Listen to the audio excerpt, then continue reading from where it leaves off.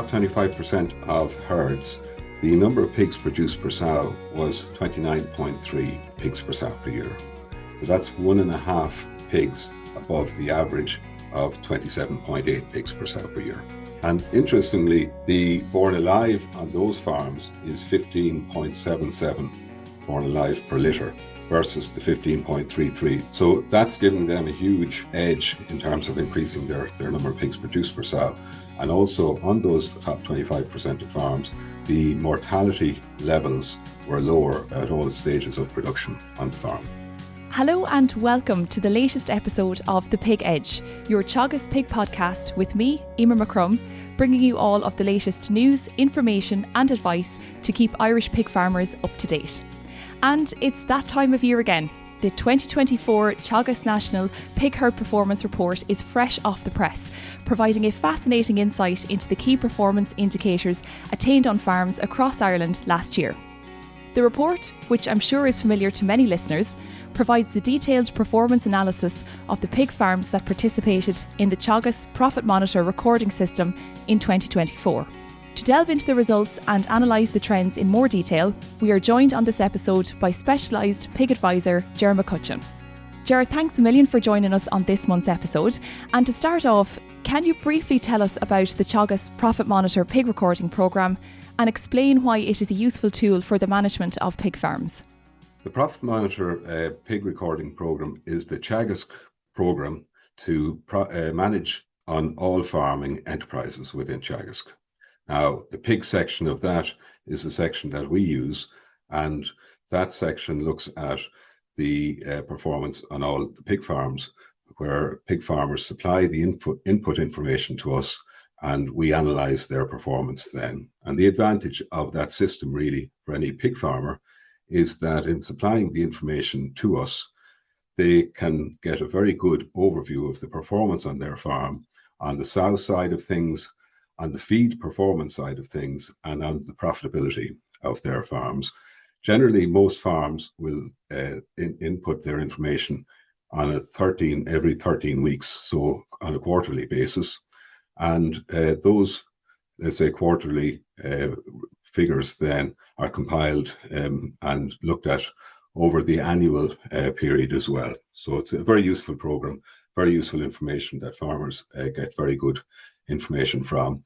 The main advantage from a farmer's perspective is that they can benchmark their performance against other farms within the system as well. And Ger, you've just compiled the figures for 2024.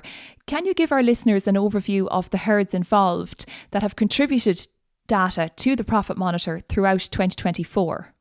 The main advantage, I suppose, with the Profit Monitor is that we can compile all of the figures from the Profit Monitor for the farms that have inputted in 2024 into an anonymised performance set of figures. So no individual farm is ever identified in how we present these figures, but it gives us a great run at looking at the average performance for the whole country as such, and also to look at the top 10 and top 25% of performing farms. So in 2024, we have over 73,000 sows on the system, which is over 85 farms with an average herd size of 868 sows on those farms.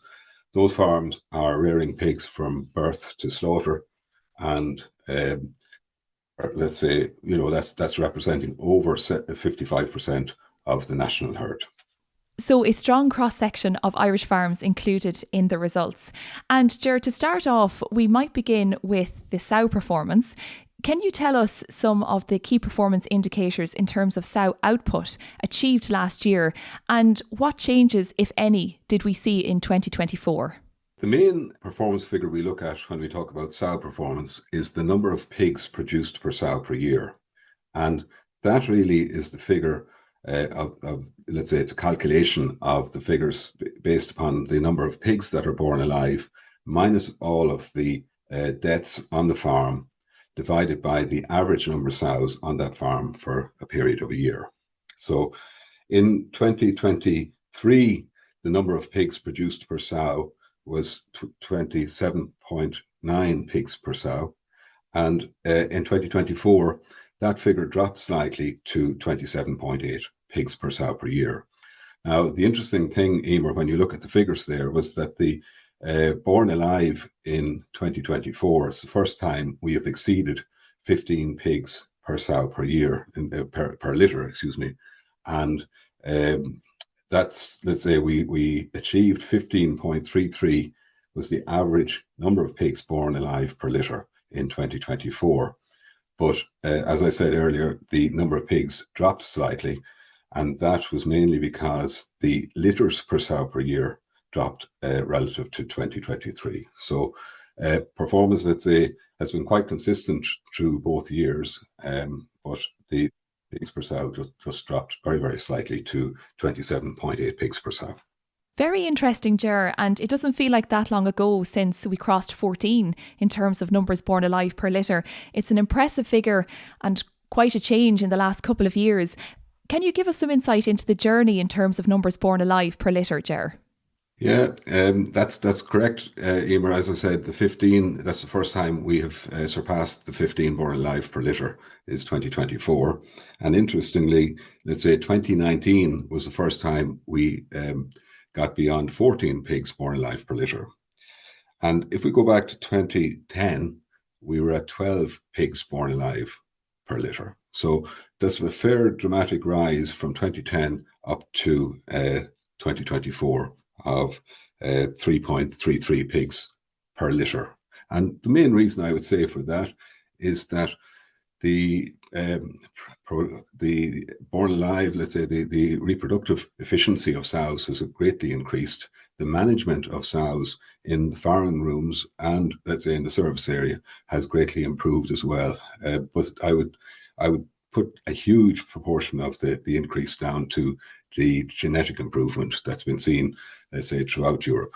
Absolutely. Very interesting insight, Ger.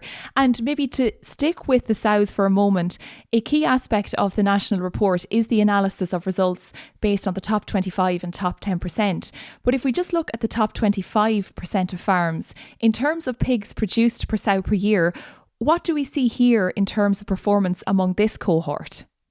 Yeah, on the top 25% of herds, the number of pigs produced per sow was 29.3 pigs per sow per year.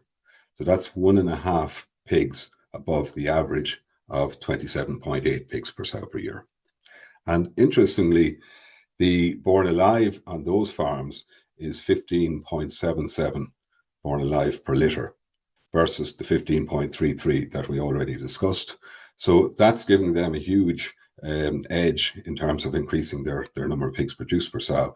And also on those top 25% of farms, the mortality levels were lower at all rates, at all stages of production on the farm. And to move away from sows now, can you give us an overview of the national grower pig performance in 2024, please?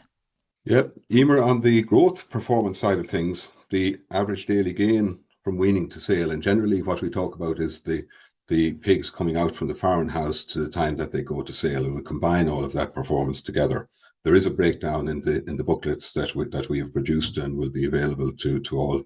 But the average daily gain from weaning to sale has increased by 30 grams per day up to 787 grams from what was 757 grams daily gain in 2023. The FCE has improved also. The FCE in 2023 was 2.42 for farms in 2023, and in 2024 that figure has improved to 2.37 in 2024. The sale weight increased in 2024 up to 119.7 kilos at live weight at sale, and that was 116.8 kilos in 2023. So there has been an overall improvement on both growth rate and feed conversion from weaning to sale, and that's impressive for the farms involved. Absolutely, Ger, some very good news on that side. And as we know, FCE is a critical KPI in terms of physical and financial performance. We've done well nationally in 2024, but just to look at the top 25% of farms, relative to the overall average figure, how have they performed last year? Yeah, the very, very impressive figures on the top 25% of farms. The feed conversion on those farms was 2.28. And I mentioned already that that figure was 2.37 for the average farms. So while the top 25% sold their pigs slightly lighter at sale, they used 11.2 kilos less feed to produce the pigs, which gave them a net return on each pig sold of in the region of €2.50 per pig. So it's an impressive figure, and their let's say feed conversion from weaning to sale of 2.28 is very, very impressive. Absolutely, some excellent figures there for sure. And Ger, we might move on now to the financial results. What are the main costs in pig production, and have there been any major increases or any figures that stand out to you in terms of the financial performance last year? Yeah, as you know, Emer, the biggest cost of production is the feed cost. And in 2023, that feed cost was still high, probably as a result of the feed costs going up, after the Ukrainian war. That figure in 2023 was 150.9 cent per kilo for feed.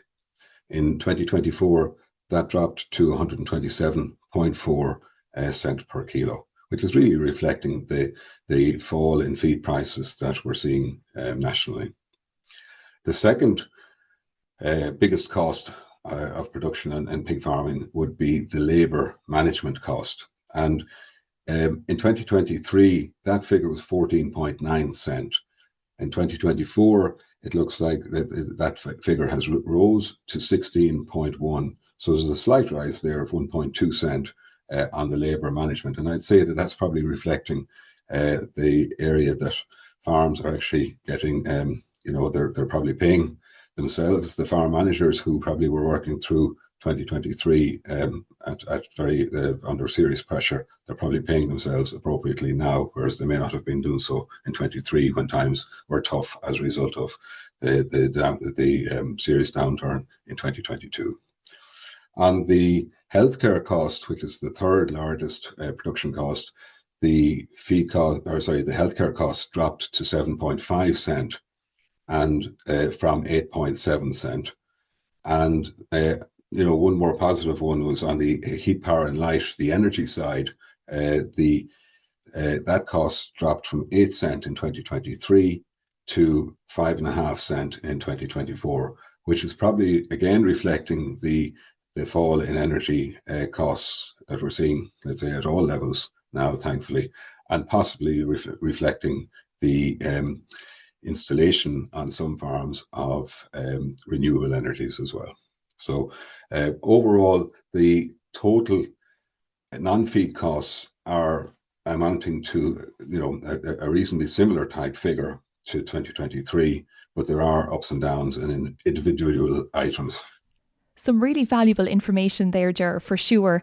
And it's encouraging to see some reductions in costs given the inflation that we have seen. But I think it's very important for producers to benchmark their performance on the financial side as well as on the physical performance.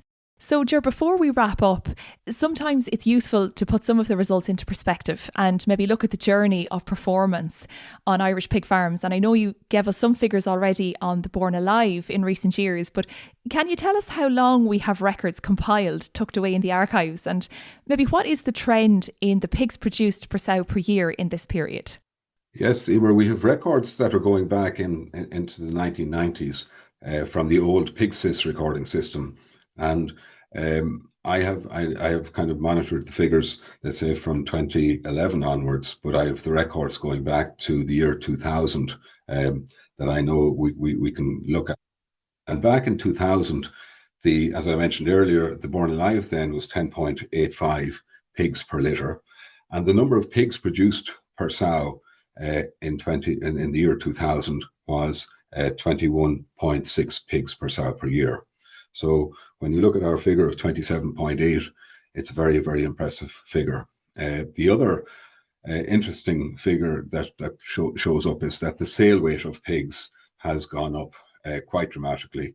let's say we're up at 119.7 kilos now, whereas back in the year 2000, we were at 90.1 kilos live weight. So genetics, again, I would say, and the management side has greatly improved on farms, and the genetic input and efficiency has greatly improved also. Absolutely. Some impressive gains there, but certainly it's important to acknowledge the hard work that goes into those figures as well. And finally, Ger, we have discussed the use of the Profit Monitor as a management tool, but should pig farmers that are not currently using the Profit Monitor system think about doing so? I would encourage every farmer that's out there that's not using the system to try and get involved in it. Mainly because, as I said earlier, it's a great way of benchmarking their farm against the national average, the top 10% and the top 25%. And it's you know that the figures are being compiled consistently, and you know that you can compare your figures 100% on the basis of those figures as well. So that's the main advantage of benchmarking your figures there. We also look at our figures relative to other European countries through the Interpig system. And that's another good way of making sure that we're not falling far behind our European counterparts. Brilliant, Ger. And I suppose now is a good opportunity to remind producers that the Profit Monitor can produce a benchmark report which producers can use to compare and contrast their performance to the national average, the top 25% and the top 10%. Some really interesting information, Ger. We could talk for double the length of time that we have. So sincere thank you for joining us on this month's episode. Thank you, Emer. A copy of the report and accompanying infographic will be posted out to all producers in the coming days. That's it for this episode of The Pig Edge, and a huge thanks to Ger for joining me on the show. Don't forget to listen and follow on Apple, Spotify, or wherever you get your podcasts to make sure you never miss an episode. I'm Emer McCrum, and thanks for listening.